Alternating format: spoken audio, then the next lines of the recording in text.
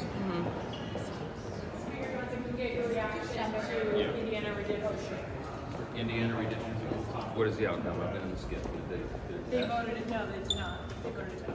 Well, it's disappointing to me, but as I've said all along, whatever the maps are that are presented by every state, I have to win those, and we will. So I guess that's a disappointing outcome in Indiana, but there's about 14 states at some stage of the process now, either litigation or redistricting, so we shall see. We shall see. But I'm very, very bullish about the midterms. I know that we are going to win and grow this majority because we have a great record to run on. We have better candidates, better message, and we have a lot to show the people, so we'll continue our momentum here. So. What does it Can say you that comment you on the and President briefing you both just tried had? to make that both tried to change the outcome here? It's not what you wanted. The party leaders want a different way. You win some, you lose some. That's politics. I mean, we do our best. I mean, I have not been engaged in the redistricting battles, as you all know. I've been very busy in my other daily job. I did talk to a handful of senators in Indiana, the state senators there, only to share with them my perspective on the national implications of what they decide. And I told them, I said, I'm not calling anyone, never have. I'm not calling you to pressure anyone. I'm calling to just to be here as a resource to answer questions if you need that. And told them all I was, everybody I spoke to, that I was praying for them. They'd have the right decision. They make the right decision. They have peace about it. So that was the only request I made of anybody. So. Is there any regret? Is there any regret? I have, yes. Is there any regret with the Texas redistricting effort that started this all off? I don't have the luxury of regrets. I got to go forward and keep moving. And all these states, these are governors battling one another. It's turned hyper political, but that's kind of what you expect in this arena. So, not any big surprises here. I liked our maps even before the current redistricting phase began because we had a very favorable situation, and it'll be even more favorable after all this is over. I believe that we'll wind up netting a couple of seats, a few, maybe more.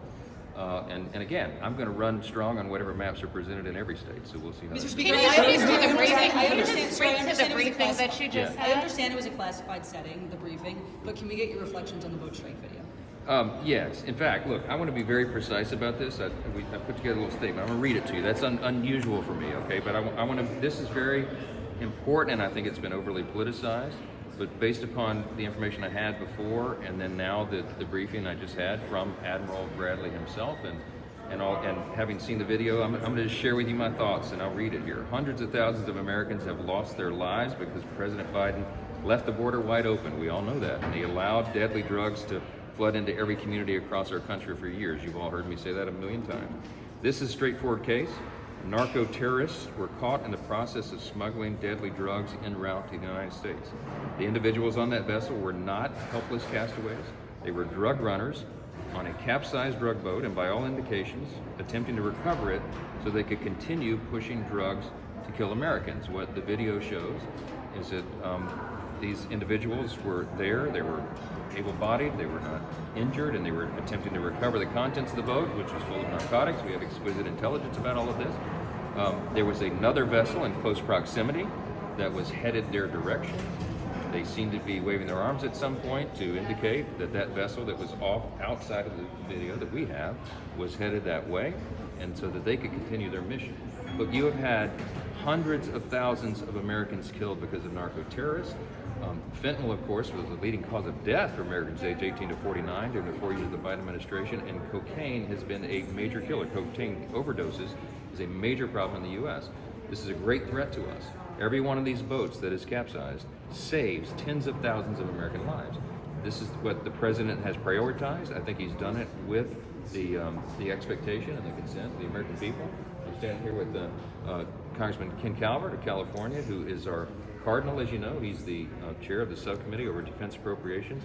He has been very steady at the wheel on all this as well.